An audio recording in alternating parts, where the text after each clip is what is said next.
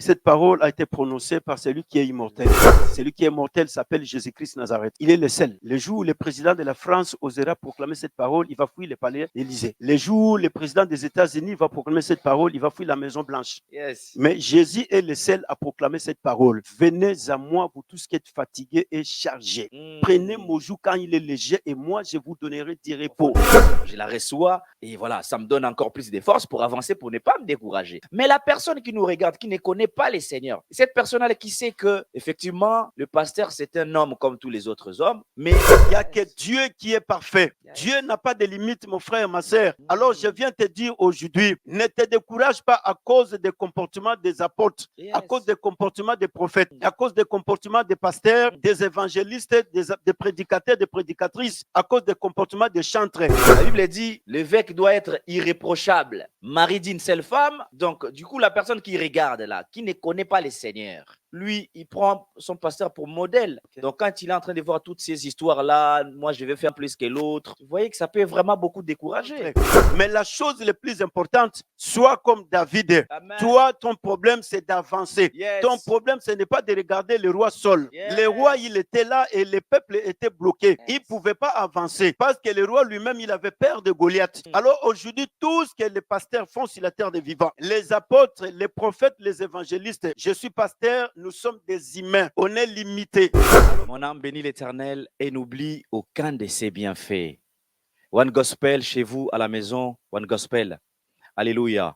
Nous sommes dans la joie de vous présenter cet énième épisode de votre émission One Gospel. Alors pour vous tous, vous, toutes les personnes qui nous suivez de la Namibie, voilà, merci pour vos messages. Toutes les personnes qui nous suivent depuis la Côte d'Ivoire, Abidjan, Gabon, Libreville, Brazzaville, Kinshasa, Canada, nous vous disons un grand merci et nous vous saluons au nom puissant de notre Seigneur Jésus-Christ. Shalom, shalom, shalom, peuple de Dieu. Alléluia. Alors, pour cette émission, nous avons un thème un peu spécial. Et un thème spécial, alléluia, que nous allons aborder, alléluia, avec notre papa. Je ne suis pas tout seul pour ce thème, alléluia, et la grandeur du thème, alléluia, et aussi, alléluia, va aussi à la grandeur de l'invité. Alors, je vous présente Papa Emmanuel Mbanza. Bonjour, papa. Nous sommes très contents de vous recevoir. C'est toujours une immense joie et une grâce énorme dans cette émission de recevoir des serviteurs de Dieu. Papa, comment allez-vous? Ça va, par la grâce de Dieu, ça va, je vais bien.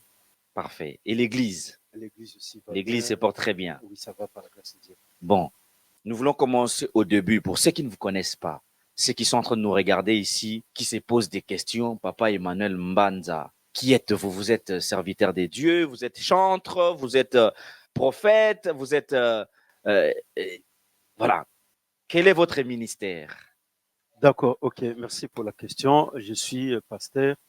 Amen. Et je suis aussi établi dans une église locale ici à Paris. À Paris, d'accord. Oui, l'église se situe sur une ruelle de la grande cour d'Aubervilliers à Aubervilliers 83. À Aubervilliers, d'accord. Oui. Donc c'est l'église évangélique de la foi authentique. Église évangélique de la foi authentique. Voilà. Est-ce quelle adresse? Une ruelle de la grande cour d'Aubervilliers 93 300. D'accord, ok. Papa Emmanuel, mais vous avez commencé votre ministère, ça fait combien de temps? Vous l'avez commencé ici en France ou depuis l'Afrique? Non, c'est depuis l'Afrique. D'accord. Ici en France, je suis dans la continuité de la mission. Dans la continuité de la mission? Oui. D'accord. Et depuis quelle année? Depuis combien de temps vous êtes pasteur? Oh là là, ça fait déjà beaucoup d'années. Ça fait beaucoup d'années, doyen. Ça fait beaucoup d'années. Je ne saurais pas fixer toutes les années, mais ça fait déjà beaucoup d'années. Ça fait beaucoup d'années, une vingtaine d'années? Oui. Waouh, waouh, waouh, waouh. Ça devient intéressant parce que ça me pousse à poser toutes les questions que j'ai dans mon cœur. Mais les sujets et les thèmes que nous allons aborder aujourd'hui, c'est que personne ne se décourage. Que personne ne se décourage. Ne vous découragez pas. Avant de laisser la parole à mon invité, j'aimerais vous dire que le découragement, ça peut aussi être un lieu d'enterrement des grandes destinées. Et les gens qui sont dans des grandes destinées, Attention, parce que le diable utilise beaucoup le découragement. Papa, pourquoi? Qu'est-ce que vous pouvez nous dire par rapport au découragement? Pourquoi ne vous découragez pas, que personne ne se décourage? Qu'est-ce que vous pouvez nous dire par rapport à ça? Ok, merci pour la question, frère Charles. Alors, par rapport au découragement, j'ai soutiré ce thème dans le livre de Samuel, chapitre 17, au verset 32. Il y avait la guerre entre Israël et puis les Philistins. Et de l'autre côté, il y avait un géant, un robuste, un homme de guerre appelé Goliath. Alors, de l'autre côté, il y avait le roi Saïl et toute son armée qui était là. Mais la parole de Dieu nous dit que la guerre a pris 40 jours. Alors, pendant ces 40 jours, Goliath criait, Goliath lançait des défis et Goliath demandait au roi Saul de pouvoir lui donner un homme qui serait brave, capable de pouvoir se battre avec lui. Alors, celui qui gagnerait la guerre ferait de tous les autres leurs esclaves. Et pendant ces 40 jours, du côté d'Israël, il n'y avait personne. Donc, le roi lui-même, il reculait, et le chef d'état-major Abner et toute l'armée, tous ils reculaient. Alors, il est arrivé qu'un jeune garçon qui a été envoyé par son père pour aller visiter ses frères qui étaient à la guerre, et il arrive, et il a écouté les cris, les gens ils étaient en train de crier, il dit, mais qu'est-ce qui se passe? On lui dit, mais c'est Goliath de Gath. Mais c'est qui Goliath? On lui dit, mais c'est bien lui qui est en train de nous combattre. Alors, ça fait déjà 40 jours que nous sommes là et on ne peut pas avancer, donc on ne fait que reculer parce que Goliath est en train de lancer les défis. Goliath, il a besoin d'un homme capable, brave et qui va se lever pour pouvoir se combattre avec lui. Mais de notre côté, il n'y a personne. Alors, David avança. Et quand David avança, il a posé des questions. Qu'est-ce que le roi a dit? Qu'est-ce qu'on donnera à celui qui va pouvoir se battre avec Goliath et puis on lui donnera quoi? On lui a dit, bon, le roi, il a dit, tu prendras en mariage sa fille, il va partager la royauté et il va donner la moitié du royaume à celui qui battra Goliath. Et quand David arrive, David, il a constaté que tout le monde était découragé. Tout le monde était totalement désespéré. Yes. Yes. Alors, David dit au roi que personne ne se décourage. Yes. Dans les livres de Samuel, chapitre 17, au verset 32. Alors, la parole qui sort de la bouche de David, il dit que personne ne se décourage à cause de cet incirconcis. Yes. Ton serviteur ira se battre avec lui. Yes. Alors, voilà David qui vient, il fait le constat, et en faisant le constat, il a compris que non, ce peuple, il est dans le découragement. Oh, le découragement, c'est la nature du diable. Amen. Yes. Le diable, lui, il ne fait que se décourager. Alors, c'est comme ça que, comme lui, c'est sa nature, il veut maintenant affecter cette nature aux enfants de Dieu. Aux enfants de Dieu, yes. Quand il y a un problème, la première des choses, soit le premier astuce que le diable introduit, c'est le découragement. Yes. Alors, quand tu te décourages, le diable te fait voir la grandeur de la situation, mais il ne te fait pas voir la solution. La solution. Il te fait voir que non, ton problème n'a pas de solution. Wow. Parce que ça perdurait, ça faisait 40 jours déjà. Yes. Alors, comme ça perdurait, c'est pourquoi la personne se retrouve totalement découragée.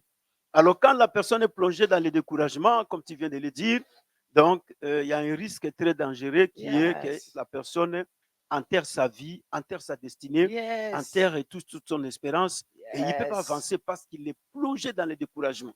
Il est plongé dans la démoralisation. Il est plongé dans le désespoir. Alors aujourd'hui, des milliards de hommes et de femmes dans les 4 coins du monde entier sont découragés. Que ce soit les présidents de la République, les ministres, les députés, les sénateurs, les préfets, les chrétiens, pasteurs, apôtres, évangélistes, tout le monde est découragé à cause de la crise politique qui est dans le monde entier, à cause de la crise économique qui est dans le monde entier, à cause de la crise diplomatique qui est dans le monde entier, à cause de la crise sanitaire qui est dans le monde entier, à cause des événements et toutes les situations chaotiques que nous sommes en train de vivre. Amen. Ici en France, les gens se réveillent le matin, ils se disent, ah bon, nous allons vivre. Comment qu'est-ce que nous... Les gens ils sont totalement découragés. Amen. La préfecture n'émet plus de rendez-vous en ligne. Les gens, ils sont en train de parcourir toute la ville de Paris, toute la France. Et ils sont en train de chercher où nous allons trouver des rendez-vous. Des rendez-vous. Et ils n'en trouvent pas. Ils sont totalement découragés, démoralisés, désemparés, désespérés. Et il y a des chefs même qui veulent se faire du mal parce qu'ils savent que bon, c'est fini pour nous. Alors, comme il n'y a pas de rendez-vous, c'est-à-dire que je n'aurai pas les moyens de renouveler mon titre de séjour. Et comment je vais travailler? Parce qu'au travail, on m'exige une carte qui est avec validité. Yes. Et maintenant que je ne trouve pas les rendez-vous, c'est-à-dire que le travail aussi va me poser problème. Alors, si on ne travaille pas, comment je vais payer mon loyer? Si je ne travaille pas, comment je vais nourrir les enfants? Comment je vais nourrir ma femme? Alors, les gens sont totalement découragés. Alors, c'est pourquoi nous venons avec ce thème que personne ne se décourage. Yes. Donc, nous avons une solution. Malgré la durée, malgré le temps, malgré tout ce qu'il y a, mais il y a une solution. Tout problème dans la vie a une solution. Yes. C'est pourquoi nous disons à tous les hommes et toutes les femmes, serviteurs, servantes de Dieu, fils et filles de Dieu, à tous ceux qui ne croient pas en Dieu, mais nous venons vous dire que personne ne se décourage. Yes. Parce qu'il y a une solution pour tout homme et pour toute femme sur la terre des vivants. Dieu ne peut jamais occasionner une circonstance sans pour autant qu'il puisse préparer une solution. La solution de la guerre entre Israël et les Philistins, c'était David. Yes. C'est pourquoi David devrait venir sur le champ de bataille pour dire au roi Saul que personne ne se décourage. Wow. Parce que moi, je vais affronter Goliath. Moi, je vais me battre avec Goliath. Alors, ce n'est pas le temps de se décourager. Le découragement, c'est la nature du diable. Le découragement, c'est la nature des démons. Le découragement, c'est la nature des hommes et des femmes qui n'espèrent plus en rien. Rien. Yes. Qui croient comme pour eux, c'est aucune fini, solution, toutes les portes sont fermées. Yes. Ils préfèrent la mort que la vie. Ooh. Mais ne meurs pas. Ne sois pas le prophète Élie qui un jour dira à Dieu, je préfère mourir parce que j'ai déployé tout mon zèle pour te servir, mais en retour, il y a Jézabel qui m'attaque. Yes. Alors, Élie va demander la mort. Alors, plusieurs personnes aussi en train de demander la mort par rapport aux situations. La maladie qui est là dans ton corps, non, je viens te dire, ne te décourage pas. Si les médecins t'ont déclaré cliniquement qu'il n'y a pas de traitement pour toi, il n'y a pas de guérison, mais il y a Jésus-Christ qui est capable de te guérir. Amen, amen, amen. Non, il y a Jésus-Christ qui est capable de te guérir. Waouh! Mais ça, c'est un thème qui est profond. C'est un thème qui m'amène, ça m'emporte parce que, non, vous savez, beaucoup de gens, non, le pasteur, non, c'est magnifique. Vraiment, il faut que vous reveniez, qu'on puisse développer encore plus profond ce thème parce qu'il y a beaucoup de choses qui en découlent dans ce thème. Vous savez, vraiment, ça m'amène, ça me remet encore dans l'histoire de cette histoire de David. Mais il y a aussi l'obéissance qui est derrière. Alléluia. Amen. L'obéissance, son père l'envoie, il obéit. Alléluia. Vous savez, Amen. Non, pasteur, je pense que vous devez revenir. Mais moi, j'ai une question. J'ai une question.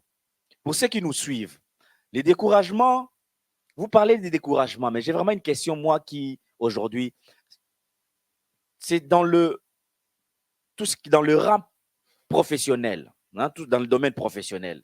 Il peut y avoir un découragement. Dans le domaine familial, là, vous parlez par rapport à une conquête, à une guerre que les Israélites étaient en train de livrer contre les Philistins et que tous les peuples étaient découragés. Mais aujourd'hui, nous voyons aussi dans des églises, il y a beaucoup de fidèles qui sont découragés par rapport à ce qui se passe. Moi, j'ai une question. Oui. Par exemple, là, nous venons de suivre le concert de notre pasteur Mike Alambaï. Okay. Le pasteur Mike Alambaï a livré son concert hier. Mais pendant les préparatifs de ces concerts, on a vu beaucoup de choses qui sont passées jusqu'à aujourd'hui. Mais ça aussi, ça peut décourager les peuples de Dieu. Il y a beaucoup de gens aussi qui peuvent se décourager pour aller à l'église. Comment vous pouvez nous expliquer un peu ces genres de choses-là, pasteur? Merci beaucoup, frère Charles, pour la question. Alors, je vais dire à tous les chrétiens et toutes les chrétiennes, je vais dire à tous les serviteurs servants de Dieu. Amen. La solution de la guerre entre Israël et les Philistins, c'était David. Yes. David, il est arrivé, il a dit au roi Saul que personne ne se décourage à cause de cet incirconcis. Yes. Ton serviteur ira se battre avec lui. Yes. Alors, nous sommes au temps où personne ne peut se décourager à cause des comportements des pasteurs. Amen. Ne te décourage pas à cause des comportements des apôtres. Yes. Parce que ce sont des humains et tout humain est mortel. Il a des limites. Yes. Alors, celui qui a des limites, c'est un homme qui a des imperfections. Yes. Il n'y a que Dieu qui est parfait. Yes. Dieu n'a pas de limites, mon frère et ma sœur.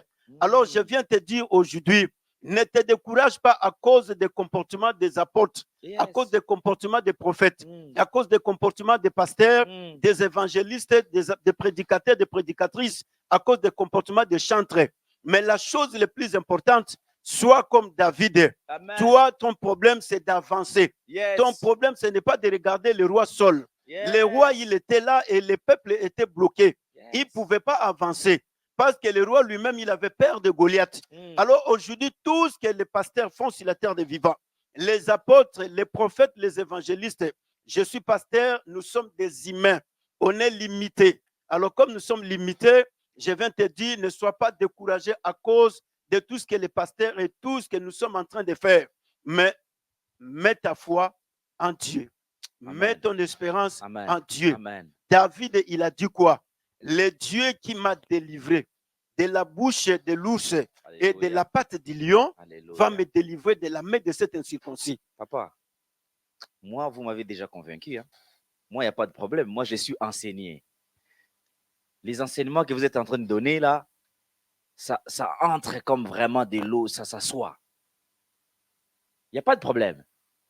Mais j'aimerais vraiment que vous puissiez vous adresser à quelqu'un qui ne connaît pas les seigneurs. Quelqu'un qui y est dans l'autre camp. Parce que dans Matthieu 28, le verset 19 à 21, la Bible nous dit que nous puissions aller faire de toutes les nations des disciples. Mais la personne qui est de l'autre côté, qui doit devenir les disciples de demain et qui voit ces multiples choses dans l'Église. Moi, vous me dites, comme j'ai dit, moi je comprends et j'accepte et je reçois cette déclaration ou cette profondeur. Je la reçois et voilà, ça me donne encore plus de force pour avancer, pour ne pas me décourager. Mais la personne qui nous regarde, qui ne connaît pas les seigneurs, cette personne-là qui sait que, effectivement, le pasteur, c'est un homme comme tous les autres hommes, mais la Bible dit, c'est un évêque. L'évêque doit être irréprochable. Mari d'une seule femme.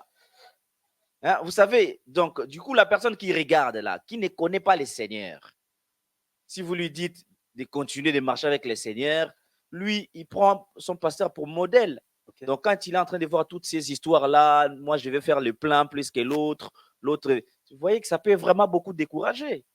Qu'est-ce que vous pouvez dire à ces personnes-là qui ne connaissent pas les seigneurs? Cette personne-là qui a besoin du salut. Cette âme-là qui est perdue, complètement perdue, qui n'a jamais entendu du Seigneur, qui, par notre comportement, nous pouvons aussi évangéliser. Oui.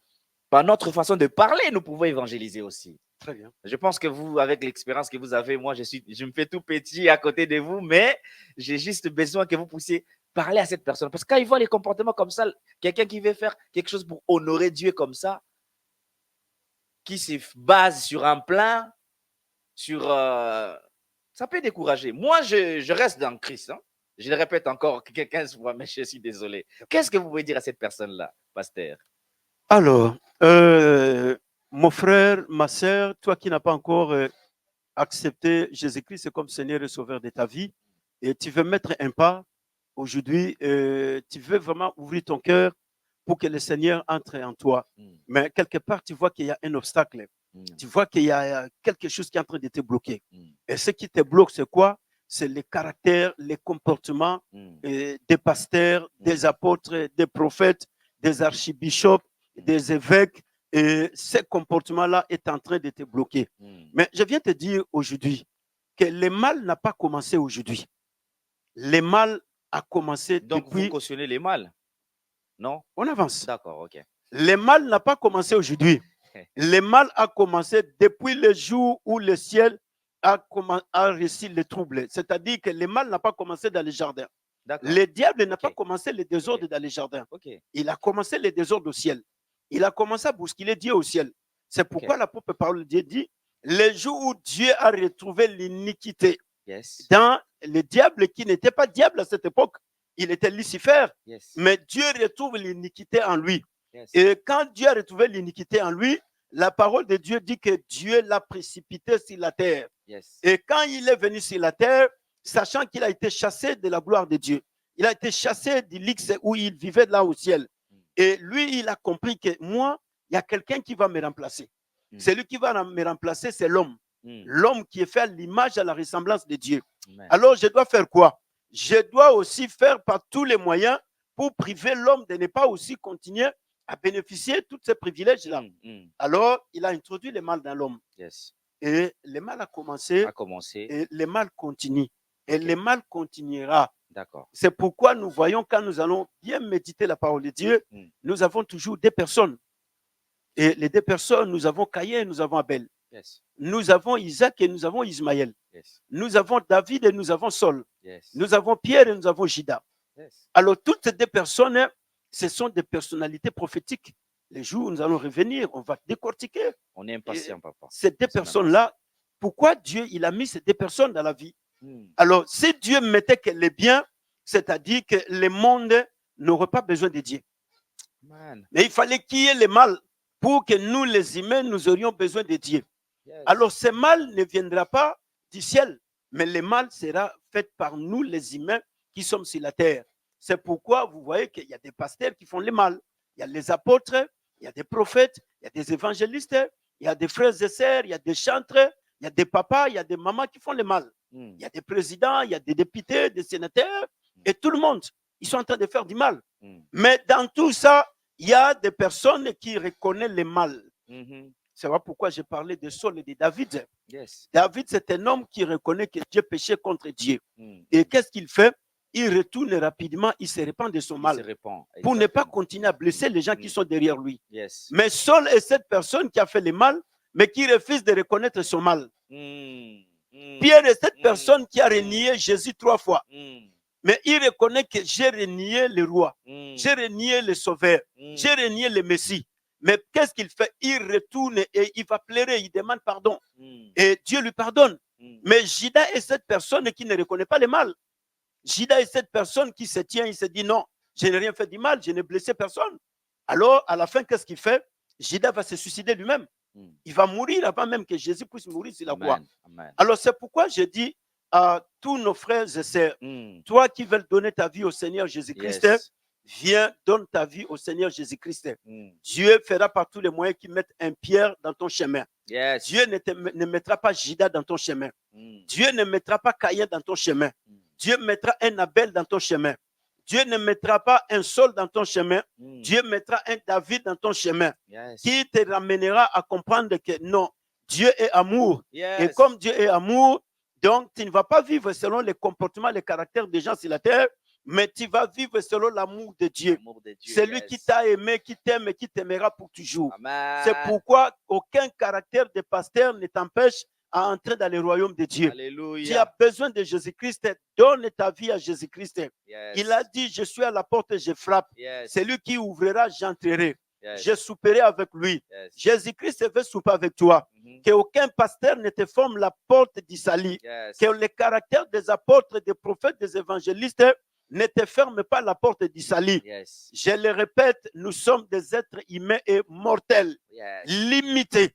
Amen. Mais il y a un Dieu qui est immortel. Amen. Il y a un Dieu qui est illimité. Yes. Il va continuer. Alléluia. Les pierres sont parties, Amen. mais le nom de Jésus continue à être prêché dans les quatre coins du monde. Amen. Alléluia. Les pierres sont parties, mais le nom de Jésus continue d'être prêché dans tous les coins du monde. Waouh, waouh, waouh, waouh. Alors, un grand merci au pasteur Fatima Kazinga, pasteur Rémi Kazinga aussi. Un grand merci, alléluia, à l'apôtre Pierrot qui nous suit toujours depuis l'Allemagne, à Cologne. Un grand merci à l'évangéliste Ike Baali, les serviteurs de Dieu, Action Méphi, alléluia, et JCS. Pasteur, j'ai une question. Revenons un peu dans David. Selon l'histoire de David, vous avez dit que David est arrivé par l'obéissance de son père, il arrive, il a trouvé tout le peuple, ainsi que les rois Saül étaient découragés, complètement découragés. Pouvez-vous nous dire quelles sont les origines du découragement? Quelques origines, si vous pouvez en citer même 2 ou 3. Quelles sont l'origine des découragements? Parce que des fois, on dit seulement cette personne-là, c'est une personne qui est complètement découragée. Mais ça vient d'où ces découragements-là? Quelle est la cause du découragement? Merci beaucoup, frère Charles, pour la question. Alors, voilà, je vais aider tous les hommes et toutes les femmes qui nous suivent, Amen. les enfants de Dieu, serviteurs de Dieu, parents qui sont découragés aujourd'hui à cause des comportements des enfants. Les enfants ne sont plus obéissants. Et voilà, les serviteurs de Dieu, ils sont découragés à cause des caractères des brebis qui sont en train de paître. Beaucoup ils sont en train de se dire, mais il ne fallait pas que je sois pasteur. Il ne fallait pas que je sois là en train de perdre ces brebis parce qu'ils sont têtis. Alors, je viens te dire, ne te décourage pas. Continue ta mission parce que Jésus est avec toi. Dans la vie, Dieu, il a fait deux choses. Il y a les faux et il y a les vrais. Alors, ces deux choses et ces deux personnes vont marcher toujours ensemble. C'est pourquoi l'apôtre Paul de Dieu nous dit qu'il y a l'ivraie et il y a les blés. Alors, tous deux doivent croître ensemble. Donc, il y a les vrais et il y a les faux. Il y a des faux pasteurs, il y a des faux apôtres, il y a des faux prophètes, il y a des faux évangélistes, mais il y a des vrais pasteurs dans ce monde où je suis en train de vous parler. L'évangéliste Kebali est là, c'est un vrai évangéliste. C'est un homme de Dieu. Si de l'autre côté, il y a des faux évangélistes, mais lui, c'est un évangéliste qui garde l'authenticité de son appel que Dieu l'a appelé. Alors, c'est pourquoi je te dis, tu as tout intérêt de le chercher parce que lui va te montrer le vrai chemin. S'il y a des faux docteurs, il y a des faux prédicateurs, il y a des faux pasteurs, il y a des faux apôtres, mais il y a des vrais pasteurs qui sont encore là. Peut-être que tu ne les vois pas, mais ils sont dans les quatre coins de ce monde. Mais Comment les reconnaître, papa? Oh, Jésus nous a donné une vraie parole. Amen. La parole que Jésus nous a donnée pour reconnaître les faux pasteurs et les vrais pasteurs, pour reconnaître les faux évangélistes et les vrais évangélistes. Jésus il a dit, on reconnaîtra l'arbre par ses fruits. Donc, l'arbre ne peut pas produire deux types de fruits. Le manguier ne produira pas d'un coup l'orange et le manguier. Le manguier doit produire des mangues. L'orange doit produire les orangers. Alors, c'est pourquoi Jésus dit, on reconnaîtra l'arbre par ses fruits. C'est-à-dire qu'un faux pasteur, il le reconnaîtra par les fruits qu'il est en train de produire. Parce que ce qui fait de nous des vrais serviteurs de Dieu et des faux serviteurs de Dieu, c'est les fruits que nous produisons. Papa Emmanuel, vous savez, quand vous êtes en train de parler, moi, je suis complètement emporté par ce que vous dites. Et je suis très sensible sur la chose sacerdotale. Je suis très sensible sur l'alliance de Dieu avec son peuple. Je suis très sensible à ce que vous êtes en train de dire. Mais reconnaissons-les quand même aujourd'hui. Désolé de vous interrompre.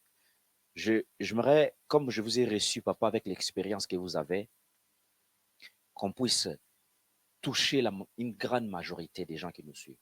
Toucher le maximum des personnes que nous pouvons toucher aujourd'hui. Par votre parole, je sais qu'il y a beaucoup de gens qui sont bénis aujourd'hui. Est-ce que reconnaissons-les quand même aujourd'hui? Vous l'avez dit tout à l'heure, il y a beaucoup de faux quand même. Nous n'avons pas la température pour juger. Mais quand vous avez tout de suite appuyé sur ce qui concerne les fruits, qu'on les reconnaîtra par leurs fruits, tout de suite, ça m'a tapé dans l'oreille. Ma question est celle-ci. Pourquoi vous commencez bien? Pourquoi les pasteurs commencent bien? Papa Emmanuel, pourquoi vous commencez très bien? On en a vu beaucoup, que ce soit au Congo, en Afrique ou ailleurs. Pourquoi ils finissent mal? Il y en a même d'autres, nous les voyons sur les réseaux sociaux, sur Internet, ça fait très, très, très mal. Qu'est-ce qui se passe, papa? Je vais revenir dans David, mais juste une parenthèse. Avec votre expérience, que vous pouvez nous aider? Alors, ce qui fait qu'on commence bien et on finisse mal, c'est d'abord la nature cachée de l'homme. La nature cachée de l'homme. Oui. Pouvez nous expliquer la nature cachée Parce de que l'homme? l'homme a une nature cachée. D'accord. Cette nature se révèle par le temps. D'accord. La nature cachée, c'est laquelle? Wow. C'est un orgueilleux, mais il cache l'orgueil parce qu'il est encore pauvre. Il n'a pas l'argent. Il cache son orgueil. Il se fait passer pour un humble. Mais en réalité, c'est un orgueilleux. C'est une nature cachée. Alors, le jour où Dieu va commencer à les bénir, Dieu lui donne une petite voiture, Et même les fidèles qui sont à l'église Hmm. lui disent, non, non, pasteur, je vais de l'autre côté de Saint-Denis si tu veux me déposer. Non, non, non, non, non, je ne passe pas par là. Mais il va passer par là. Hmm. Mais quand il marchait à pied, il avait besoin de marcher avec ses fidèles. Hmm. Ah non, non, nous allons faire route ensemble. Hein, et on va commencer à se parler parce qu'on va prendre les trains de l'autre côté. Il y a la nature cachée de l'homme. Cette nature cachée fait que cette nature se révèle au fil du temps. Au fil du temps. Alors, Yes. au fil du temps, quand la personne n'a pas encore l'argent, il se fait passer pour une personne vraiment appréciable. Hmm. Tout le monde dit, ah non, non, notre pasteur, vraiment, c'est quelqu'un de bien, Hmm. c'est quelqu'un de collaborant, et tu peux le contacter à tout moment. Mais le jour où Dieu lui donne 10 000 euros, Hmm. le pasteur dit, à partir d'aujourd'hui, avant de me voir, il faut passer par l'audience. Il y a un secrétaire, alors il faut passer par le secrétaire. Donc, si tu ne passes pas par le secrétaire, je ne te reçois pas. Hmm. Mais quand le pasteur n'avait pas 10 000 euros dans sa poche, Hmm. il recevait les gens sans audience. Sans audience. Les gens venaient, ils frappaient la porte, ils entraient sans problème. Mais le jour où il reçoit 10 000 euros que Dieu lui donne, il dit non, non, à partir d'aujourd'hui, je vais commencer à m'organiser. Hmm. Non, ce n'est pas l'organisation. C'était une nature cachée. Maintenant, ça commence à se manifester. Donc, il commence à dire non, je m'organise. Ce n'est pas l'organisation. Mais cette nature-là commence à agir maintenant. Alors, il faut donner des cartes de visite. Cela n'est pas mauvais. Et les gens, ils peuvent faire tout ce que nous voulons faire sur la terre des vivants. Alors, avec les cartes de visite, tu ne peux pas voir ton pasteur aussi longtemps que tu n'as pas encore pris rendez-vous avec lui. Maintenant, prenons un exemple très simple. Il y a une maman qui est malade à la porte. Il faut qu'on lui donne une carte de visite. Cette maman a besoin que le pasteur puisse prier pour elle tout de suite. Il y a un papa qui est à la porte, qui a un problème. Et il a besoin que le pasteur puisse prier pour lui. Mais le pasteur a organisé son bureau, il donne des cartes de visite. Alors, il faut que le papa attende le jour de son rendez-vous où le pasteur va le recevoir. Alors, si ce papa mourait aujourd'hui, qui est le coupable et qui est le responsable de sa mort? Si cette maman mourait, qui est le responsable de sa mort? C'est pourquoi je dis, c'est en premier la nature cachée qui est dans l'homme. Quand l'église a 10 personnes, entrez, venez. Non, non, le bureau du pasteur, la porte est ouverte. Entrez quand vous voulez, sortez quand vous voulez. Alors maintenant, quand l'église a 50 personnes, on se dit non, à partir d'aujourd'hui, avant de voir le pasteur, il faut passer par le secrétaire. Mais hier, cela n'existait pas. Cela n'est pas mauvais, c'est l'organisation. Mais il y a des choses, ce n'est pas l'organisation. Il y a des choses, c'est la nature cachée qui est en train d'agir maintenant. Alors, l'organisation ne va pas priver les gens de vivre dans cette communion où ils vivaient auparavant avec leurs dirigeants. C'est comme un papa dans sa maison qui a 5 enfants. Le papa, il dit, bon, quand j'étais pauvre, je parlais avec mes enfants au salon. Maintenant que je suis devenu ministre, je ne peux plus continuer à parler avec mes enfants au salon. Ces enfants, ils vont ressentir quoi? Le rejet. Ils vont sentir que notre papa nous a rejetés. Ouais. Parce qu'aujourd'hui, il est devenu ministre, donc il n'a plus besoin de nous. C'est le ministère qui est beaucoup plus important que nous. Mais qu'est-ce qui a fait que tu deviennes ministre aujourd'hui? Qu'est-ce qui a fait que les pasteurs deviennent renommés aujourd'hui? Qu'est-ce qui a fait? C'est l'église. Mais l'église, ce ne sont pas des bancs. L'église, c'est nous. Waouh. L'église, ce ne sont pas des bancs. L'église, c'est nous. Alléluia. Vraiment, j'aimerais passer un message très important à tous les serviteurs de Dieu. Nous ne sommes pas là en train d'attaquer les serviteurs de Dieu. D'ailleurs, je bénis les seigneurs que nous sommes sur ce plateau avec un homme de Dieu qui a beaucoup d'expérience. Et nous sommes là en train de parler de cette manière ouverte, de manière à ce que l'Église puisse retrouver sa tunique. Et vraiment, les découragements, une dernière question, papa. Je sais que le temps nous fait défaut, mais comme j'ai dit, vraiment, au nom de toute l'équipe, on aimerait vraiment que vous reveniez pour qu'on puisse continuer ces sujets.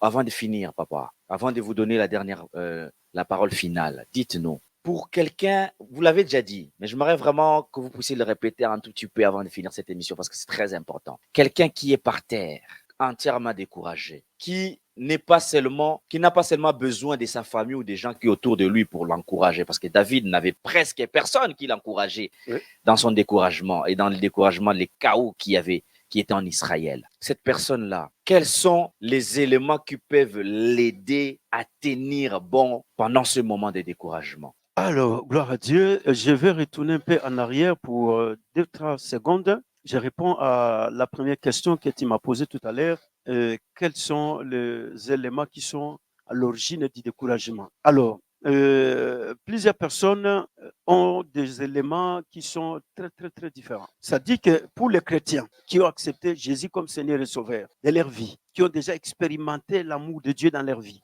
mais qui aujourd'hui se retrouvent dans les découragements à cause de tout ce qui se passe dans les quatre coins du monde entier, à cause des prédications, à cause des comportements, des caractères des pasteurs, des prophètes, des évangélistes.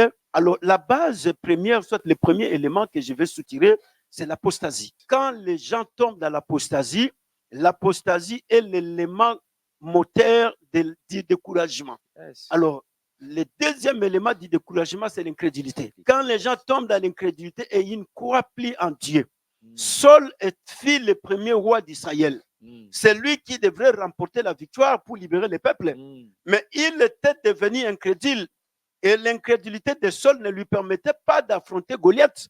Alors, Saul et tout le peuple, ils tombent dans l'apostasie. Et ils n'arrivent pas à se lever pour dire non. C'est un incirconcis. Mais David vient et il dit, cet homme, il est en train d'insulter l'armée de l'Éternel. Mais c'est un incirconcis. Il ne peut pas, il n'a pas d'autorisation. Alors, qu'est-ce qui fait que David vient avec cette audace, avec ce courage? Parce que David, en premier, a la foi en Dieu. David croit en Dieu. Malgré la taille de Goliath, mais David il voit Goliath comme si c'était un petit. Devant Dieu, il ne représente rien. Malgré la grandeur, la façon de Goliath. Mais quand on tombe dans l'incrédulité, on est prêt à acclamer son adversaire. C'est pourquoi vous voyez aujourd'hui, les chrétiens sont prêts à acclamer les diables. Saul, qu'est-ce qu'il dit à David? L'homme avec qui tu vas te battre, c'est un homme de guerre depuis son enfance. Mais est-ce que c'est la parole qu'il devrait prononcer? Lui, tout étant roi. Mais il devrait dire à David, non, lève-toi, vas-y, parce que tu vas sauver notre honneur. Yes. Mais il lui dit, l'homme avec qui tu vas te battre, c'est un homme de guerre depuis son enfance. L'église aujourd'hui est tombée dans l'incrédulité. L'église, au lieu d'élever Jésus-Christ, ils élèvent le diable. Tous les matins, on ne parle que du diable. Tous les midis, on parle que des œuvres des familles et la sorcellerie. Et dans les familles, il n'y a rien de bon, il n'y a que la sorcellerie. Et tout ça, pourquoi? Parce que l'église est tombée dans l'incrédulité. Les apôtres, les pasteurs, les prophètes, qui doivent pousser les gens à dire non, vas-y, Dieu est avec toi. Jésus est avec toi. Il dit non, attention, le diable, il est très dangereux. Le diable, il est venu avec une puissance que Dieu lui avait laissée. Mais depuis quand il est écrit dans quel verset que Dieu il a donné le pouvoir au diable? Jésus vient, il dit, tout pouvoir m'a été donné dans le ciel, sur la terre et sous la terre. Maintenant, on dit non, le diable, il a son petit pouvoir, il est venu avec au ciel. Mais Jésus, il est venu sur la terre pour faire quoi?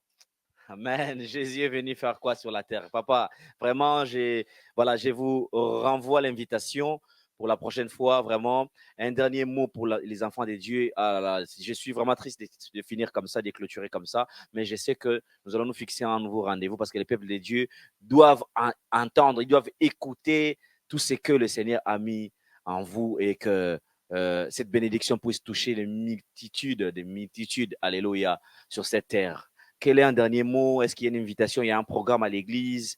Parce que moi, déjà, vous n'avez pas encore prononcé les paroles, je reçois déjà mon invitation.